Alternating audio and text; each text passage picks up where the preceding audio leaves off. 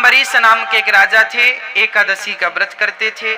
एक दिन उन्होंने एकादशी का व्रत किया। द्वादशी के दिन अपने हाथ से गेहूं को पीसा, अपने हाथ से आटा को गूथा, अपने हाथ से रोटियां बनाई, अपने हाथ से सब्जी और दाल बनाई और अपने हाथ से रोटी बनाकर भगवान को भोग लगाते थे। अम्बरीश ऐसे राजा थे, भगवान से इतना प्रेम करते थे, इतना प्रेम करते थे कि वो किसी के आटे की रोटी नहीं बनाते थे। भगवान के बर्तन खुद धुलना, भगवान के दर पे झाड़ू खुद लगाना, इतना बड़ा राजा था। मतलब भगवान, याद रखना, मंदिर में जो आप झाड़ू लगाते हैं ना, वो भी पूजा का एक अंग है। भगवान के जो बर्तन धुलते हैं वो भी पूजा का ही एक अंग है। भगवान के लिए आप रसोई में भोजन बनाते हैं, आप भले अपनी रसोई में हो, मेरी माँ रोटी बना रही हो, पर भाव ये हो कि ये रोटी भगवान के लिए बना रही है, तो रसोई में रोटी बनाना भी पूजा हो जाएगा, ये भक्ति बन जाएगी। भोजन बनाइए पर भाव ये रहे कि ये भोजन भगवान के लिए, तो वो भोजन बनाना भी भक्ति हो गया। हाँ,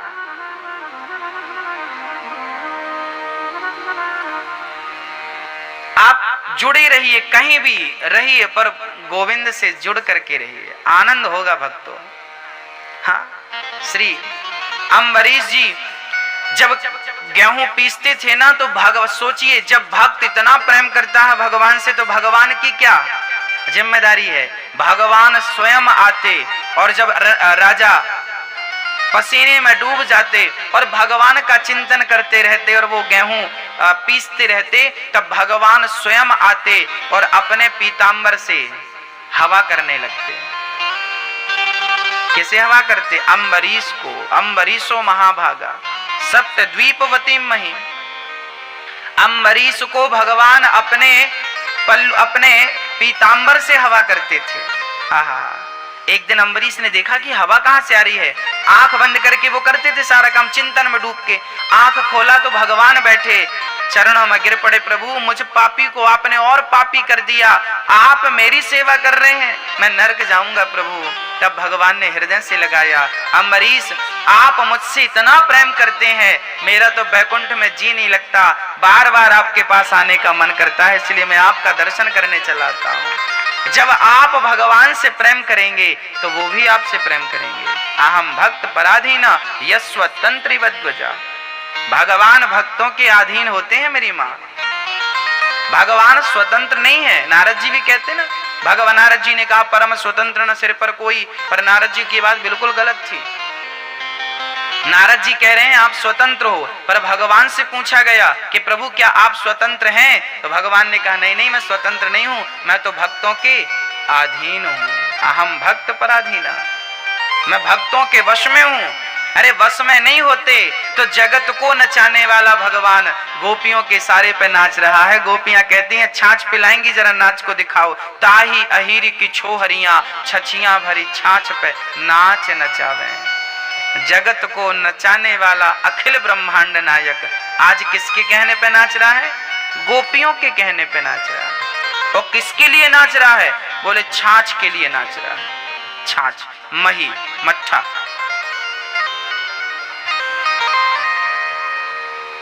ऐसे भगवान।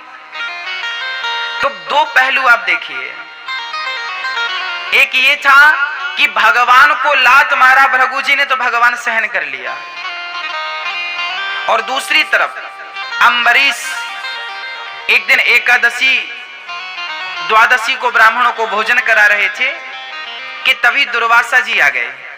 दुर्वासा जी ने कहा मैं भी भोजन करूंगा। अम्बरीश बोले आइए, पर दुर्वासा जी स्नान करने गए, उनको टाइम लग गया और उस दिन तिथि की हानि थी, त्रयोदशी लगने वाली थी। कभी कभी तिथि की हानि हो जाती है, एकादशी के बाद सीधे त्रयोदशी आ जाती है, द्वादशी खत्म हो जाती है, 5-10 मिनट की रह जाती है, तिथि की हानि बोलते हैं उसको। उस दिन भी हानि थी, त्रयोदशी लगने के लिए केवल 5 मिनट बचे थे, और एकादशी का नियम है कि द्वादशी को पारण हो जाना चाहिए, है ना, पारण होना चाहिए।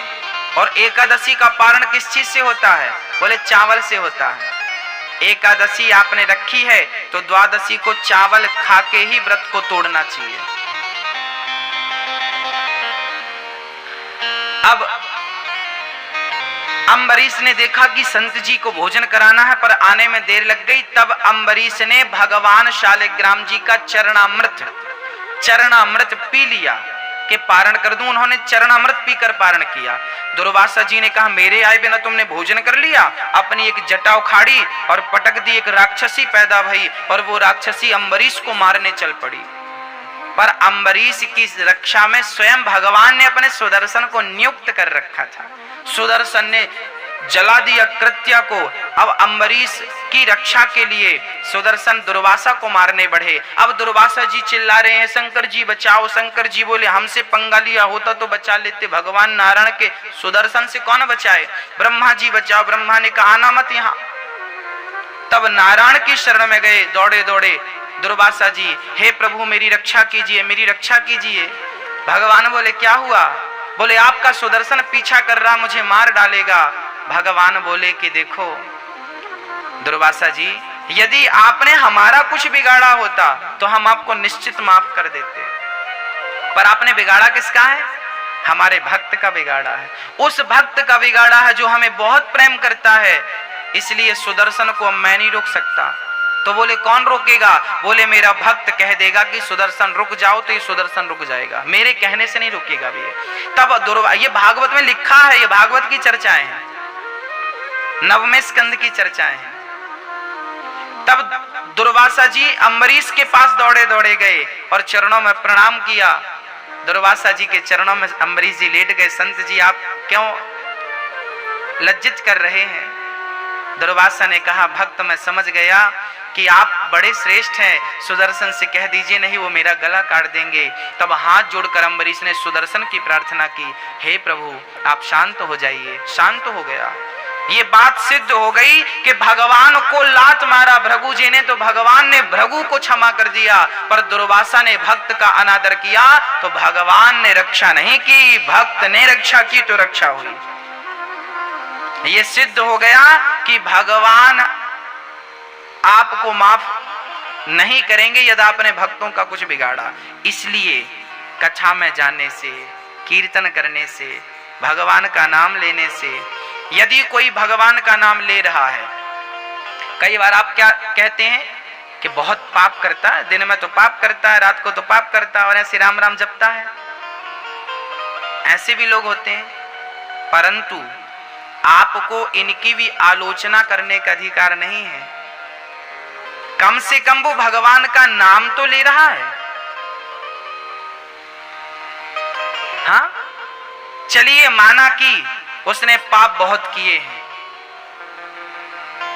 परंतु नाम भी तो लिया है। आप एक बूंद जहर पी लो तो मरोगे कि नहीं, बोलो। अच्छा धोखे से पियो तो क्या बच जाओगे। नहीं जहर भाई साहब हमने धोखे से पीला, बाहर आ जाओ, आएगा। जहर को जानबूझकर पियो या धोखे से पियो, वो अपना असर दिखा के रहेगा। आग में हाथ जानबूझकर डालो या धोखे से चला जाए, वो अपना असर दिखाकर ही रहेगी। ऐसे भगवान का नाम भी है मेरी माँ, कोई जानबूझ कर ले, धोखे से ले, ढोंग से ही ले ले, वो नाम तो अपना काम प्रभाव दिखाकर ही रहेगा। ये वही नाम है जिस नाम के पत्थर पानी में तर गए। ये नाम पत्थर को भी पानी में डूबने नहीं दिया तो आपको भवसागर में डूबने नहीं देगा, बस नाम का सहारा ले रहेगा। कलयुग केवल नाम आधारा, सुमर सुमर नर उतरहि पारा। केवल नाम, केवल नाम, केवल नाम। काम करते रहो और नाम जपते रहो।